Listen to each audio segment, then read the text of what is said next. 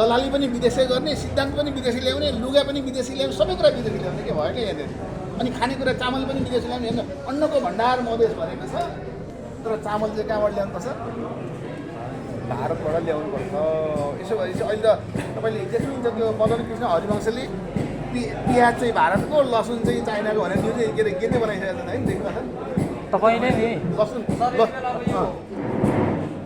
अब प्रधानमन्त्रीको रूपमा यति बेला ठ्याक्कै अहिले शपथ ग्रहण गर्दै हुन्छ। कार्यक्रम हुँदैछ।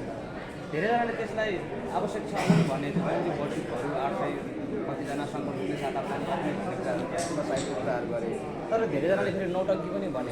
यो आवश्यकता हो कि नौटङ्की हो, के लाग्छ यहाँलाई? के होइन, आफ्नो आफ्नो स्टाइल हो, तर यसमा चाहिँ स्टाइल गर्दा अपुरो गर्नु। कुनै पनि पूजा गर्दाखेरि नि एउटा सरदम पुगेन भने त्यो पूजा अशुभ हुन्छ अरे क्या। तर यहाँ चाहिँ के छ भने नेपालमा 10वटा धर्म छ भन्ने कुरा हामी तथ्याङ्क दिएर नेपाल सरकारको डाटा भन्दाखेरि, तर उहाँले दुईवटा धर्म मात्रै भन्नु, किराँत धर्मको पनि त्यहाँनिर जस्तै बटुकहरू लग्नुभयो, लामाहरू लाग्नु, किराँत धर्मको है।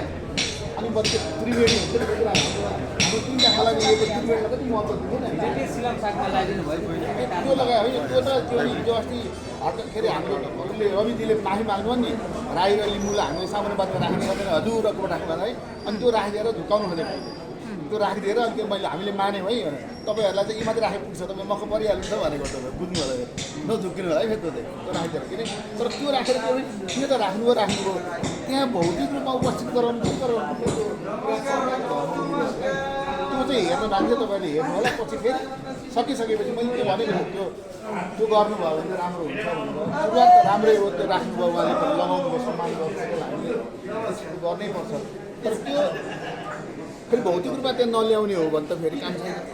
सामान्यवादको कुरा मैले के एउटा राष्ट्रिय सभाको सदस्य बाँकी छ नि अहिले त नमोनित गर्न, त्यसमा राई र लिम्बू मात्रै एउटा गरेर देखो त अहिले लु। त्यही एउटा मान्छे नि हिजो अस्ति दोकानलाई गर्नुपर्छ, गृहमन्त्रीलाई गर्नुपर्छ, रोकेको छ, होल्ड गरेको छ। अब पहिलो बैठकबाटै त्यो राष्ट्रिय सभाको त्यो एउटा बन्नु चाहिँ ठ्याक्क राई र लिम्बू बन्यो। अस्ति हामीले गल्ती गरेर यहाँ राखेको हजुर भनेर माफी माग्यो भने त सगुन राखेर माफी माग्ने चलन छ नि त हाम्रो पहिले गाउँघरमा होइन।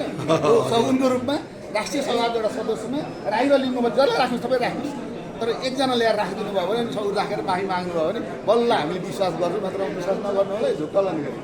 तपाईँले एउटा समीक्षा गर्नुभएको थियो क्या, जस्तै चुनाव पछाडिको समीक्षा कार्यक्रममा अब बालेन्द्र शाहलाई चाहिँ रवि लामिछानेले प्रधानमन्त्री बन्न दिँदैन भनेर रिपोर्टर्स क्लबमा भन्नुभएको थियो। त्यो रेकर्ड हामीसँग अहिले पनि यथावत छ होइन। तर अब त बालेन्द्र शाह प्रधानमन्त्री बने नि। मैले त्यसमा कारण बताएको थिएँ नि तपाईँलाई, के कारणले बन्न दिँदैन। उनको मुद्दा क्लियर भएको छ त आज। अब आइतबार लग्यो हेर्नुहोस् है तपाईँहरूले, तपाईँ हेर्नुभयो नि त्यो मुद्दा उहाँले अदालतमा मुद्दा क्लियर भएर उनी प्रधानमन्त्री हुन योग्य भन्ने कारणले गरिदिएको भए दिने थिएनन्। तर हिजोसम्म मुद्दा हेर्नुहोस्, आज के छ मुद्दा हेर्नुहोस्। मैले हिजो के भन्नु, अब आइतबार चाहिँ बहस हुनेमा राख्यो भनेपछि के भयो, मुद्दाले साथ दिएन भनेपछि भाग्यले साथ नदिएको, मनमा त भित्र थियो। भाग्यले साथ नदिनु के हुन्छ भन्दाखेरि भाग्यले साथ नदिएर बालेन्द्र शाह भएको हो त नि। मुद्दा परेको छ, मुद्दा अरूको मुद्दा छिटो छिटो सकिने, तर उनको मुद्दा चाहिँ लामो भएर गयो भने आजै हिजै त मुद्दा भइदिएको, राति गऱ्यो अन्तिममा गऱ्यो नि। किन हेर्नुहोस् त आज राष्ट्रपतिलाई कति अप्ठ्यारो पर्छ। हिजो राति कति बजे राष्ट्रपतिलाई जानकारी दियो हाम्रो संसदमा यो भनेर बोलाउने भनेर कति सबै तपाईँ सांसदहरूलाई सोच्नु त बिहान आयो होला चिठी, एक दिन अगाडि राष्ट्रपतिले पनि भोलिपल्ट छ है भनेको चाहिँ त्यो पनि भएन। किन भन्दाखेरि कतै अदालतले केही दिइहाल्छ कि अदालतबाट कुनै भूका पाइहाल्छ बिजानु पर्ने चाहिँ भएन। अनि भयो थाक्यो भनेर उयो अनि गएर बल्ल दिएको भनेको तपाईँले बुझ्नु भएन। नत्रमा राति 8 बजे 7 बजे गएर घोषणा गर्ने अनि भोलिपल्ट 12 बजे शपथ ग्रहण गरौँ भनेर त गर्ने त भएन नि त।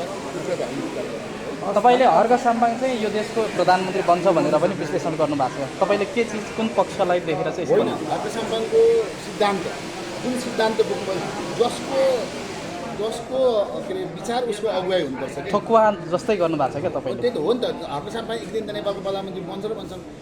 उहाँ बालेन्द्रजी पनि जति वर्ष मेयर बन्नुभयो त्यति वर्ष उहाँ पनि मेयर बन्नुभएको छ।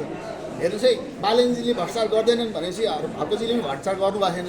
अब हर्कजी सत्यवादी हुनुहुन्छ, बुद्ध धर्मको लागि उहाँले आस्थालाई पनि लिनुहुन्छ, किराँत धर्म पनि छ, वैदिक सनातन धर्मको पनि कुरा गरिदिनुहुन्छ। यो सबै गर्दाखेरि के छ भने उहाँको सिद्धान्तलाई नेपालको माटोमा एडप्ट गर्न सकिने खालको सिद्धान्त भएकोले त्यो फैलिन टाइम लाग्छ क्या। अहिले तपाईँले कति भयो 5-6 महिनाभित्रमै यति सिट आयो। अबको स्थानीय चुनावमा हेर्नुहोस्, फर्ला पेन नखायो मलाई भन्नुहोस् होइन।